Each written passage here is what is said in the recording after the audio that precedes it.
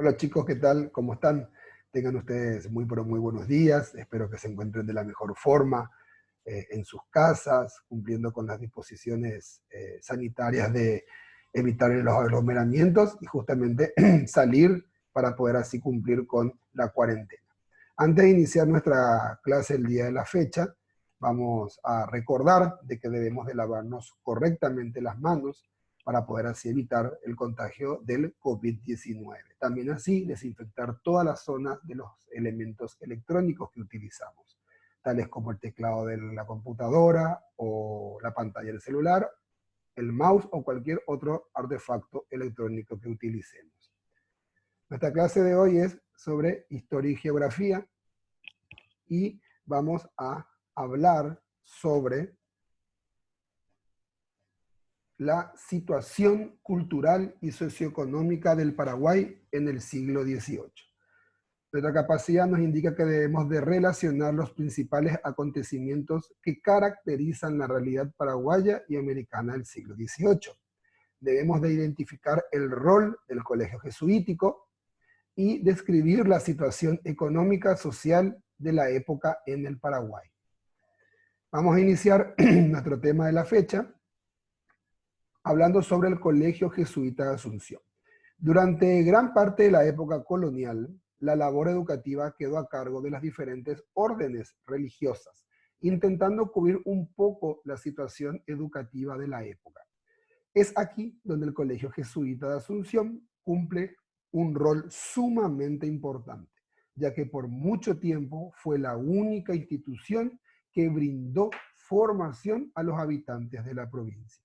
Fue fundado en el año 1609 gracias a la notable labor del gobernador Hernando Arias de Saavedra, más conocido como Hernandarias, quien, entusiasmado de poder contar con una institución educativa para la provincia, obsequió a los religiosos las tierras y el Cabildo de Asunción cedió parte de la plaza pública para que estos jesuitas puedan edificar el colegio en sí. ¿Cuál era la función y el rol que cumplía el colegio jesuita? En 1610 residían en el colegio 4 sacerdotes y 2 hermanos. Un padre enseñaba latín y un hermano tenía a su cargo la escuela de niños. Se enseñaban cátedras como gramática, la cual no tuvo mucho éxito. Así también se desarrollaban artes, teología, escolástica y moral. Todas estas eran las asignaturas que se desarrollaban en el Colegio Jesuita de Asunción en la época. Además de las actividades educativas, los sacerdotes jesuitas cumplían otras actividades pastorales, como en lo sacramental, los ejercicios espirituales, la realización de misas y también las confesiones. Es decir, de que los jesuitas no solamente impartían educación en las asignaturas ya nombradas más arriba, sino que también cumplían con su papel de sacerdote. Ellos realizaban las misas diarias, ellos hacían las confesiones a los pobladores de la zona y también así hacían los ejercicios espirituales. El colegio, a su vez, cumplía un rol económico muy importante dentro de la provincia, ya que ellos, los jesuitas, poseían una gran cantidad de recursos económicos. Ellos tenían cultivos como la hierba, el tabaco, el azúcar, contaban con ganados, ya sea porcino, bovino, como así también tenían una gran plantación de algodón y ellos manejaban a los nativos de la zona, o sea, a los aborígenes guaraníes y los tenían como esclavos. Eso es lo que a muchas de las personas, a los mestizos y a los españoles de la época no les agradaba mucho que digamos. Además de que los indígenas no podían estudiar en este colegio.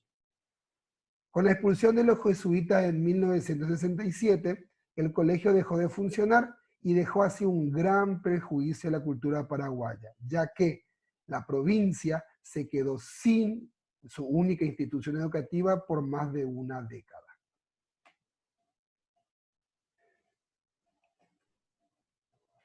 La situación del Paraguay colonial en lo social podemos decir de que durante esta época la población de la provincia sufrió una gran transformación a raíz de la expulsión de los jesuitas, ya que los miles de indígenas que vivían en las reducciones pasaron a manos de los españoles, quienes se transformaron en los nuevos dueños de las tierras.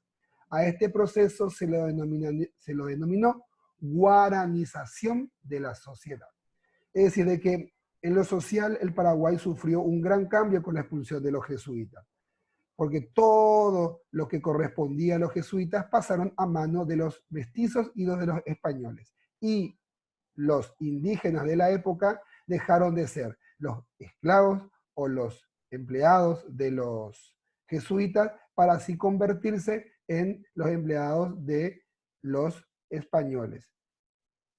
En lo económico, desapareció el sistema de encomienda, que era sobre la esclavitud, y los indígenas pasaron a trabajar en la ganadería y en la agricultura para los mestizos y españoles, como simples campesinos normales.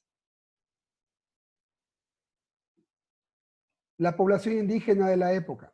Antes de la expulsión de los jesuitas, se vivían realizando varios censos, donde se contabilizaban la cantidad de personas que había en la provincia. El censo discriminaba a los mestizos y españoles por un lado y a los indígenas por otro.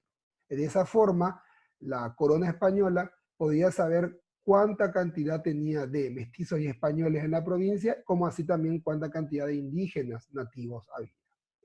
A lo largo de los años, la población indígena fue disminuyendo por dos razones.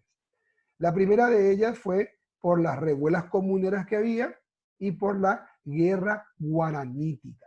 ¿Bien? Y la otra razón es porque luego de la expulsión de los jesuitas, muchos de estos indígenas pasaron a ser considerados españoles.